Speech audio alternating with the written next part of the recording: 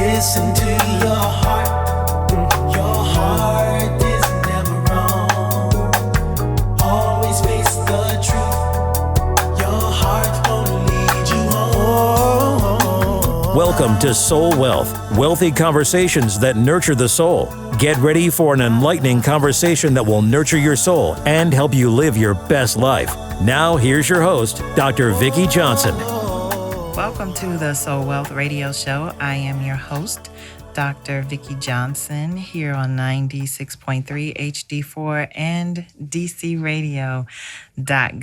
I am so grateful, excited, and blessed to be back in the studio again for part 2 of this amazing conversation with Pam Dorsey and Nikki Dade, also known as Paragon Investment Partners. And if this is your first time hearing about them, I invite you to go back and listen to the previous show. But together, they are multifamily real estate investors focused on acquiring BC class properties that generate passive income in working class communities. They have founded together Paragon Investment Partners, and we learned in the last show that Paragon means excellence. I love that word, excellence.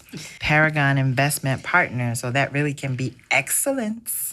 Investment Partners, Paragon Investment Partners, with a desire to build a solid multifamily investment portfolio while introducing value-add opportunities for investors and the community. Paragon Investment Partners is present tense, invested in 154 units to date. Ladies, welcome back to the show. I'm so glad that we can continue this conversation. 154 units to date. Is that 154 single-family homes, apartment buildings, individual units?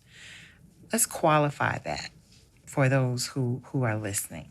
So it's 2 properties. Mm-hmm. We own a duplex in Baltimore City, and we are owners in a 152-unit apartment community in Thomasville, Georgia. What? Where they make the furniture? Thomasville Furniture, Thomasville, Georgia. That's awesome. Yes. 152 units. What made you all together say, okay, we're going to do multi-unit buildings versus single-family homes? We're going to go buy some houses, buy them, flip them, resell them. Can you talk just a little bit? I want you to shine. I want to share your brilliance and your wealth of knowledge, because we do have wealthy conversations that nurture the soul. But I just want to, share who you are and what you do with the world. So what made you say we're going to do multi-units versus single-family homes? Is that the right question? Am I asking that right? Okay. So we looked at a number of different avenues that we wanted to take, but we are focused on building generational wealth. Okay. And when you go into the business of flipping, what we found quickly in real estate was you can make a lot of money in real estate, but it's not how much you make, it's how much you keep. Oh, hold on. Because, a lot of people get on the grind to make money. Mm-hmm. But that is so good. Thank you for that, Nikki. It is not how much money you make. It's how much you keep. I'm going to say that again, because Paragon means excellence. It is not how much money you make. It's how much you keep. All right? Talk about that. And so with that, we wanted to have a portfolio that was pretty diverse, where we could have strategies where we were able to make a number of money, a nice amount of cash, right? But then you have tax shelters where you could kind of save your cash. Right. And build that wealth. The quickest way to do that is through multifamily investing. Wow. Who knew? Y'all know. As soon as we found out, we pivoted. Really? See, that's awesome. Talk about that, Pam. Well, we went in knowing we were going to be doing multifamily, but we were thinking much smaller scale. So, acquire some duplexes, some quads, and build small So quads are like 4-unit Four units. apartment buildings. Right. Okay. to grow, to be able to compete in the larger space. But we soon figured out the amount of time and effort it takes to go small. We could apply to going big and pool resources with other experienced investors and leverage their wealth and resources to be able to get us there much quicker. Awesome. That's really great. So did you all have a mentor, or are you self-taught? Like how, because I know for a fact, this is just my layperson's knowledge and information, there are not a lot of Black women in this space. And then as I started following you on social media, it's evident that there are not a lot of Black women in this space. And I'm speaking of when I see you in rooms where the majority of the people in the room are white and male. I don't know if you're at conferences or meetings or presenting or wherever you are, but you are clearly the double minority in the room, Black and female. Yep. So did you have mentors? Like, how have you been able to acquire what you have, maintain what you have, teach from what you have, and still pursuing, a scalable business where you're growing and continuing to explore and purchase more property?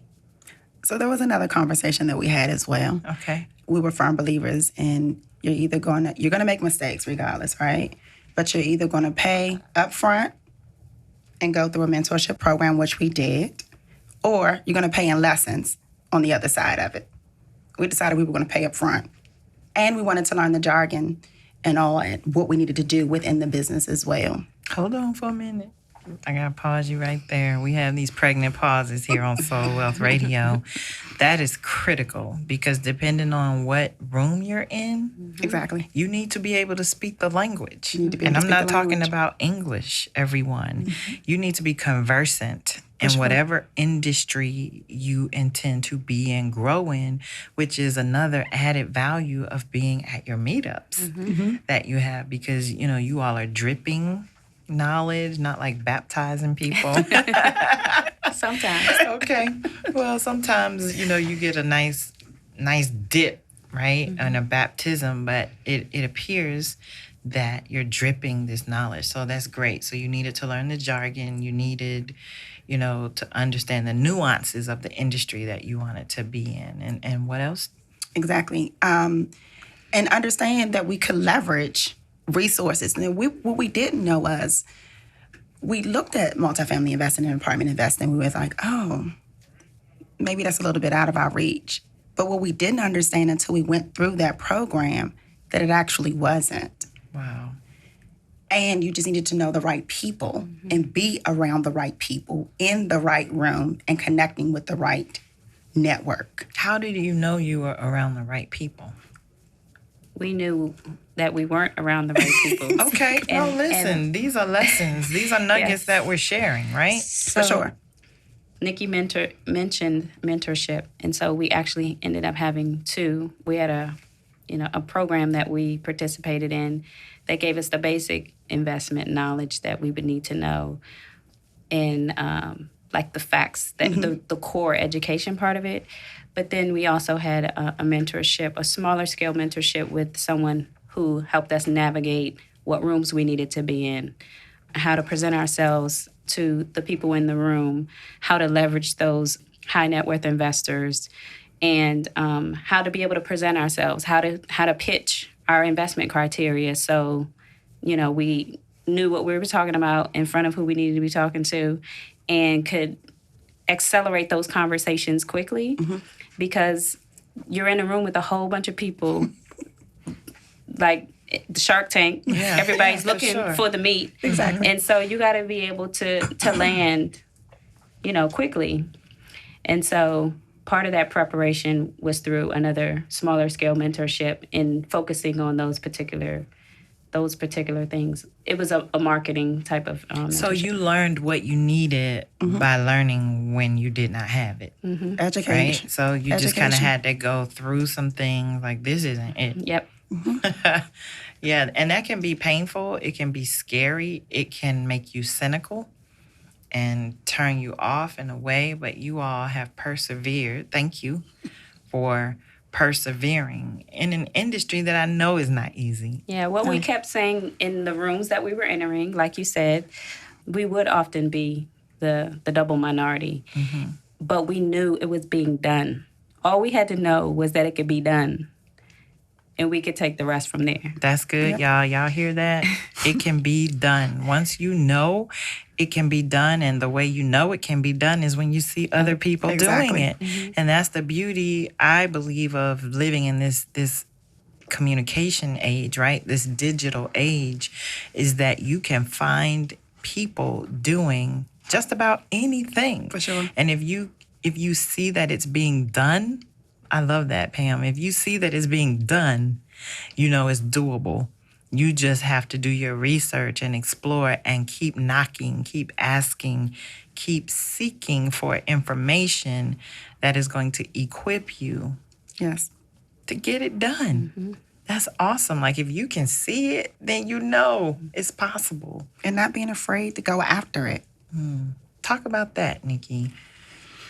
Because I can see something, a lot of people see things, and they're like, oh, that'll never happen for me. I think we find ourselves oftentimes overanalyzing and overthinking. And then when you're doing that, you paralyze yourself. And for me, it's like once you have all the information that you need, go. We are women that are action seekers. We'll sit, we'll talk, we'll plan, and once we do, we're like, okay, ready? Hit it. I'm serious. Because otherwise, how else will you know? You won't know unless you try. Talk about, if you would, I love that, and I love the dynamic between the two of you. What is it like being in partnership with another Black woman? I love it. There are times when we need to inspire each other and lift each other up. I mean, we both have those days. But what I love that we can both do to each other is love on each other, genuinely. When she knows when I need a word of encouragement, I know when she needs a word of encouragement. We're really connected in a way that you can't really explain unless you walk that walk. Is it through the years of friendship that For you've come to sure. learn one another? Because, you know, you hear, don't do business with your friends, right? But you all have broken through that barrier. And these are things that people think, perhaps, but don't talk about. And that's what makes your partnership so powerful and such a demonstration of what is possible. And why I wanted to have you here on the Soul Wealth Radio Show, because I am about disruption. Disruption. That's my whole life, is to disrupt the status quo. And you all have done that. And the meetups that you do, what prompted you doing the meetups? Like, where did that come from? Because you know what? You could come here from the West Coast. You all can meet, have your schedule, do your business. You can go back and do what you're doing and be like, girl, we are rolling. Let's keep rolling. We don't have to share anything. A lot of people like that. For sure. So again, I keep saying that and mentioning that because you all are lifting others as you climb. And it's a wonderful thing to witness. You all have to check out Excellence Investment Partners. Paragon is their real name, but Paragon means excellence. I love that. So talk about, how did the meetups come about? Okay, so the meetups came about. We knew we needed. Let me take 2 steps back. Okay. We have a strategy, kind of set the tone for the year, goal setting session. And so we had mapped out what things we wanted to accomplish, how many people we wanted to meet, how many, relationships with banks and lenders we wanted to make. So we had our goals pasted on the wall and ready to go. We also talked about marketing and strategy. So part of getting in front of more people and enlarging our investor network was going to be through meetups. Now, we had a very relaxed conversation about it. And in 2 days, Nikki had launched the Meetup. And I didn't even know. I mean, when I say relaxed conversation, That's me. mean, we had no details. We had built no budget. We hadn't done anything. that And is she hilarious. texts me and she's like, Overanalyzing. Let's it's, do it. it's live. Now we have to mobilize. And I'm the organizer. I'm the idea. I'm the executor. So Got it. it's like, okay, You're the planner. no time to Yes. plan. Right. We just got to execute. Yeah, So that's funny. It was born from there, but it was born from the idea that in addition to building our investor network in our own community, that was big for us in our own community. Yes. Because we had been going to national events and meeting lots of people, but in our own space, there were no other multifamily meetups. Now, a month later, they started popping up everywhere. Mm-hmm. But when we wanted to seek them out as, meetings that we wanted to attend, no, Couldn't find them. Right. there were maybe 2. And they were really far away, driving distance. So we created it. And once we got going, what we noticed was that the people that were attending needed to be educated and weren't as investor savvy as we had originally thought. Or they thought, probably. Or they thought. I mean, some were doing investing. They're doing single family. They're wholesaling. They're doing flips, but not in the multifamily space. So it became less about networking and more about educating. And That's so awesome. So you're not only trailblazers, you're innovative, right? And I want How to awesome is that? And I want to speak on, piggyback just a little bit and back up a little bit. Again, there were no women. And that was another thing that we were really concerned about. We were like, where are the women? We know they're out there. But they need to see other women that are actually doing it. We still have a 9-to-5. We have the kids. We have all these things that are going on. A lot of times, we tend to shy away from our dreams or aspirations or passions because we let motherhood or marriage kind of take over our lives. And so we back off of those things that we really desperately want to do because of that. But we wanted to show them that we have all of those things going on too, and we're actually doing pretty well at it. So you can do it too. So the biggest thing for us was we wanted to make sure that we reached back. And now that we had access, we allowed others to gain access as well. That's so awesome. I want the innovation part to me is what is like right here. And by that I mean you said, when we were looking, we couldn't find anything. We couldn't find anyone. Nothing. Then when we started ours, they started popping up everywhere. They started popping up everywhere. And I don't want to say by default, I want to say by divine design then. You all created this paradigm that resulted in a niche, right? That now you're building upon and have become models, really, and examples. And so what that speaks to is when something is in your mind and in your heart, like you said earlier, Pam, in the last show, you just make a decision and you go for it. Even if you don't understand all the steps, you don't know the how, you don't know who's going to help, you don't know who's going to teach us. Just go for it. And somehow things just start falling into place. And I know it's easy to look at you all now as Paragon Investment Partners, this dynamic duo, and people see how you all are now, right? And like, I want to do that. And think when they come into a meetup or they meet you somewhere, I'm going to be like them now. And you're like, no. It took us 2 years to get to this point, right? Which is really awesome. Let me ask each of you. I'll go to you first, Pam. Name or share a moment that changed your life individually, that changed Pam's life forever. What's a moment that changed you forever? You just knew I'll never be the same. I lost my mom at 25 to lung cancer Wow. and had been a primary caregiver to her during her illness. And while, you have I can speak to two. Please do. So you have time to prepare theoretically because you're there, you see the progression, and you have time to somewhat prepare yourself. But my mom and I were really, really close. We talked every single day, a couple times a day.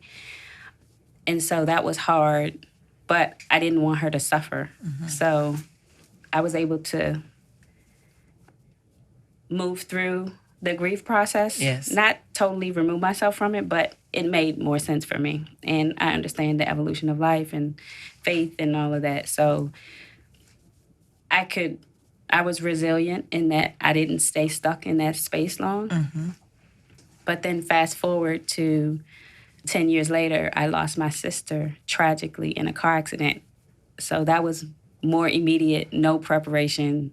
All of a sudden, life is even more different because once as my older sister, once my mother passed, she was the matriarch of the family. Right. And so then, so I've learned about myself resilience. That's powerful. I was going to say how resilient of you. And wow, that is a defining moment. And how beautifully have you come through that, Pam, right? Yes, I have. Yeah. Yes, you have. I'm very proud of that. I mean, yeah, that's powerful. I try to live that example to my daughters. I have two grown daughters and 3 grandkids. So I want them to recognize their strength. And they can have tragic or defining moments in their life. And, you have to pick yourself up. You have to keep going. As long as you have breath in your body, there's more for you to do. There's more for God. And you God did has have for a you to do. choice, right? You could have stayed stuck in that mire. And I don't want to do anything. I'm just going to be here. I can't move. God, how could you? And you could have allowed anger, to become cement shoes, right? And keep you stuck. But I think it's amazing and resilient Thank you. of you. Thank you for sharing that.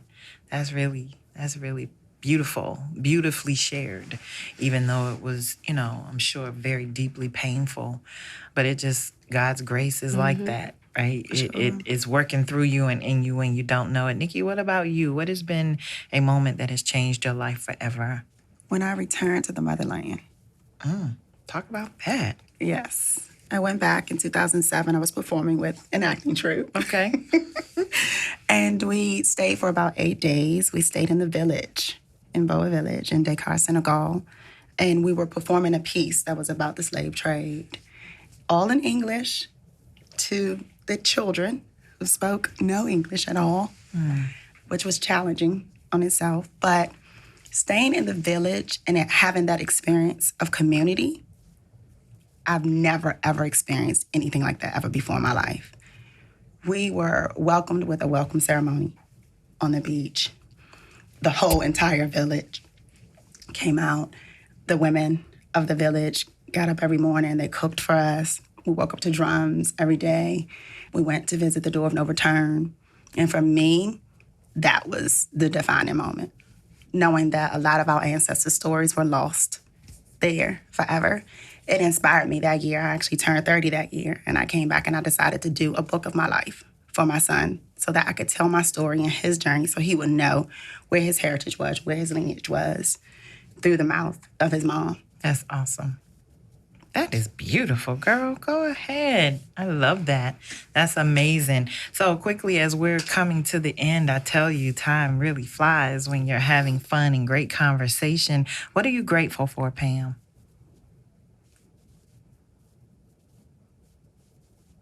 She's thinking.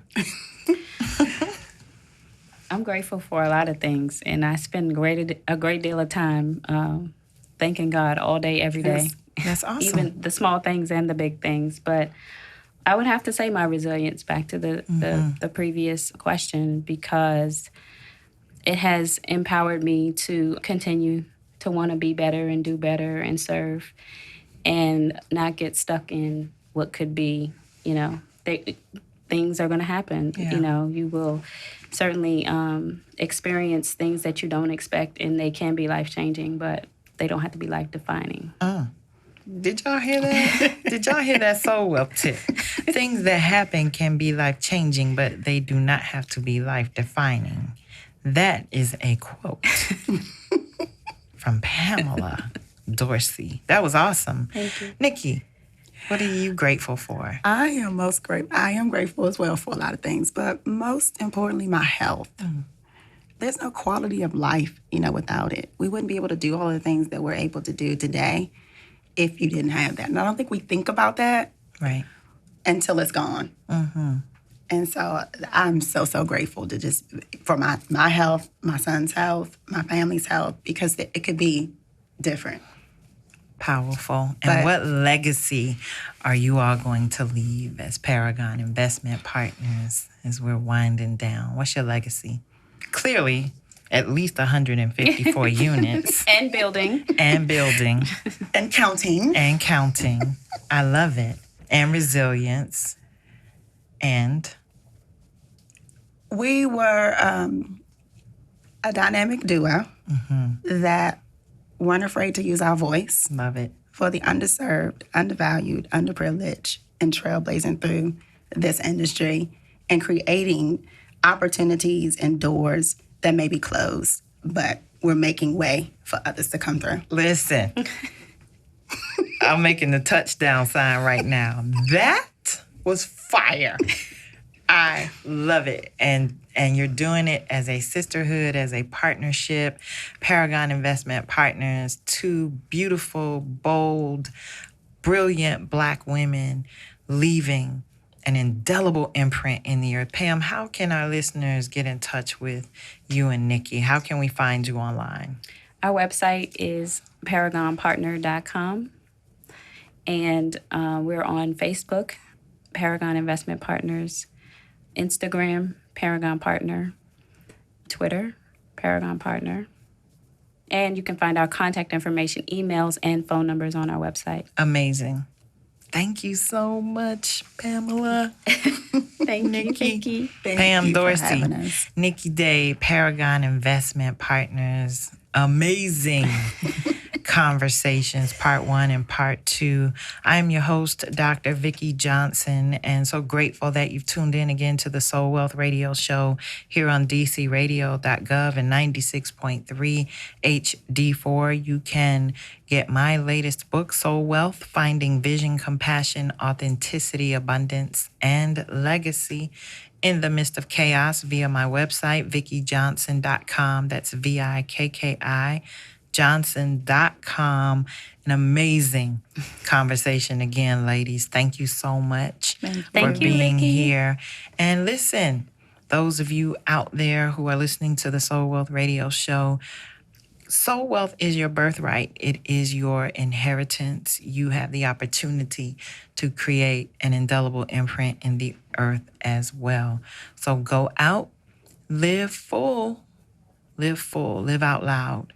Live full so you can die empty. Until next time, peace. You've been listening to Soul Wealth, wealthy conversations that nurture the soul with Dr. Vicki Johnson. Soul Wealth is not just a brand, it's a lifestyle of vision, compassion, authenticity, abundance, and legacy created one conversation, one choice at a time. For more information, visit VickiJohnson.com or click on Soul Wealth at dcradio.gov.